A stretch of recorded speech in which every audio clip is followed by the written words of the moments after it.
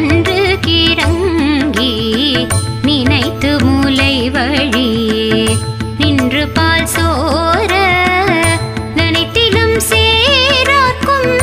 நெச்சல்வன் தங்காய் பனித்தலை வீணின் வாசல் கடை பற்றி சினத்தினால் தென்னிலங்கை கோமானை சேற்ற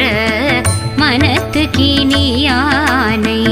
பாடவும் நீ வாய் திறவாய் இனித்தான் எழுந்திராய் இதென்ன பெருரக்கம் அனைத்தில தாரும் அறிந்த